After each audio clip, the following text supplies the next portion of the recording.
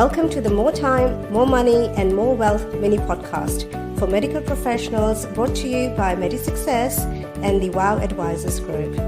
This podcast is dedicated to medical professionals who would like to work smarter, not harder, earn significantly more income and create astonishing wealth.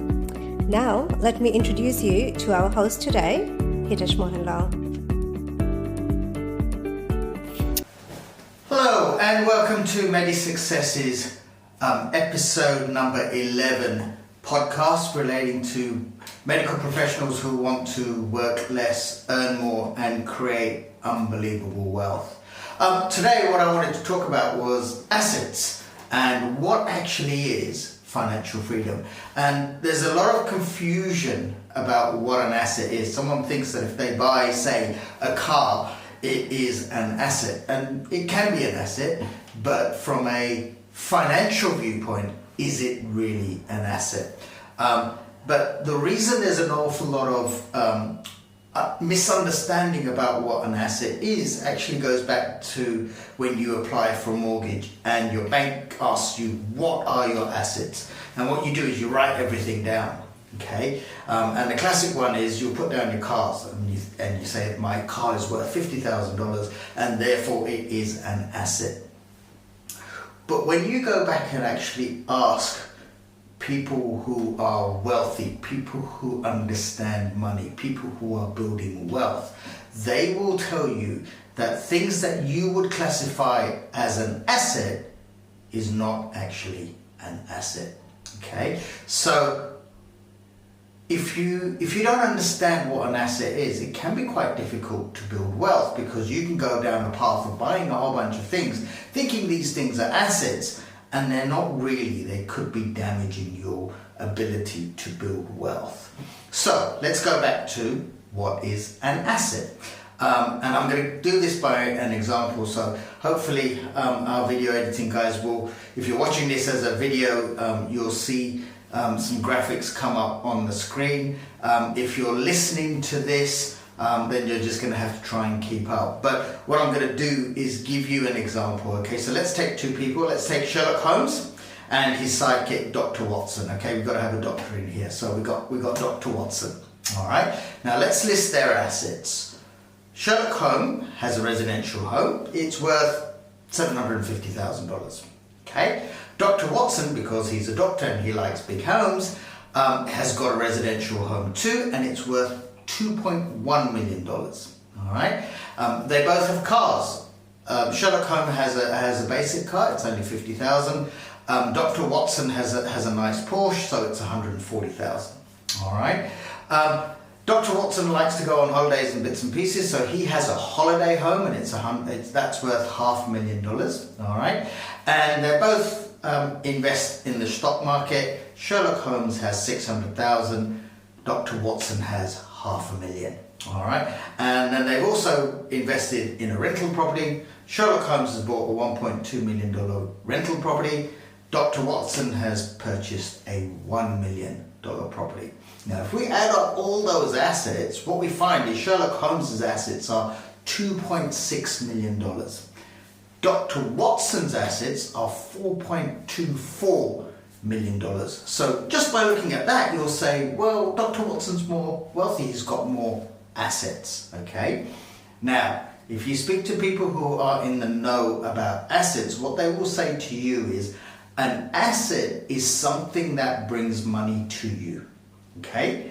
If it's not bringing money to you, it is not an asset for wealth purposes. So, that now leads to a question. Is your home now an asset? Okay? Because you're buying a house, it may be going up in value, maybe getting some equity in there, okay? But it's not actually bringing money into your bank account, okay? But at the other extreme, it's costing you money because you have to pay to keep that home. All right, you might have utility bills, you might have a mortgage, you might have repair costs, you might have swimming pool costs, all this stuff to keep the house you're paying for. And therefore money is coming out of your bank account, not coming in. And by the strict definition of an asset, your residential home is not an asset, it's actually a liability because money is going out. Okay? And that leads to the question is, well, what's the difference between renting and owning a home? From an asset perspective, if you speak to the real guys, they'll tell you there's no difference. Renting and owning a home is a liability from an asset point of view, because money is both going out. It's just a question of what you prefer. Okay. Then again, so if in Sherlock Holmes' case and Dr. Watson's case, we would knock out those homes and say they're not assets. The cars, well, the cars don't bring any income in either, so therefore they are not an asset and they come out. Okay. The holiday home can be, depending on what's happening with that holiday home. If it's bringing some rental income in, then maybe. But again, you're going to have probably large chunks of money going out. And if you're not making any money on that, it's also a liability. All right, so we'll take the holiday home out. The share portfolio, well, that may be going up in value, but it's more likely to be generating some dividends. Okay, so it's going to generate some income. Therefore, that stays as an asset. And the rental property, yes, that also stays as an asset because you're receiving rental income in, and we're working on the basis that the rental income, even if it's not now, but in some stage in the future, it will generate positive income. Okay, so what are we left with? We're left with the share portfolio and the rental property. Okay, in Sherlock Holmes' case, that's 600,000 and 1.2 million. Okay, comes to 1.8 million net assets. Let's look at Dr. Watson. He's only got 500,000 in the share portfolio and 1 million in the rental income. His assets are only 1.5 million.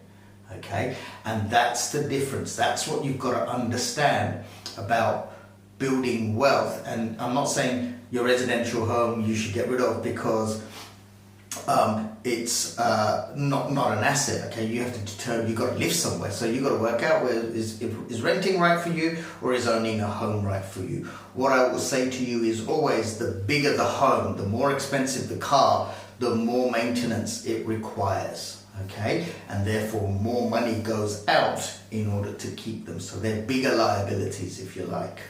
All right, so understand what an asset is. Then I just wanted to explain, because everyone has this wording called financial freedom, and they think there's just one way to get to financial freedom. Okay, and most people's idea of financial freedom will be, for example, a David Beckham lifestyle, right? You can basically do whatever he wants. Okay, and that's what they think financial freedom is. In my case, I think of financial freedom in 4 different stages, because if you say financial freedom is David Beckham lifestyle, your brain is automatically saying, I'm never going to get there, so why am I bothering? Okay, so we don't want that. What we want to do is break it down into achievable points. Okay, so your first level of financial freedom is what I call basic financial security. So basic financial security is basically saying, what are my basic costs for survival, if you like. Okay, if I have alternative income, i.e. passive income or another form of income outside my working that covers my utility bills, my groceries, maybe my mortgage and all the rest of it, if it covers that, I already have basic financial security. Okay, now what happens with a lot of doctors is they have quite expensive homes, and therefore to keep those homes running costs quite a bit of money, and that's why the basic financial security part becomes a little bit harder to achieve, because you've got higher payments. All right, your next level, level 2, is total financial security, and that basically means you can add on things like clothing and going out and a bit of entertainment. Nothing extravagant, okay, reasonable. All right, that's what you call total financial security. Financial independence, number 3, is when you can give up your work, stop working, and you have enough alternative or passive income that covers your income from working. Okay, so if you earn $500,000 by being a doctor, then $500,000 would be generated by another source of income to cover all your costs and your lifestyle would not change. That's financial independence. And then the last one is real financial freedom. That is the real David Beckham lifestyle. Okay, now you're never going to go from nothing to David Beckham lifestyle. So you're going to have to build in number 1, number 2, number 3 and number 4. And many people think it's not possible, but it is if you don't do what Dr. Watson does, is go out and buy a whole bunch of non-assets thinking that they are assets. I hope that was useful. I hope you now understand what an asset is. I hope you understand now what financial freedom is. And I would hope that you're going to look back and think, well, when I make future decisions, how do I make those possible and work in the right way for you? I hope that was useful. Thank you very much. Have a great day.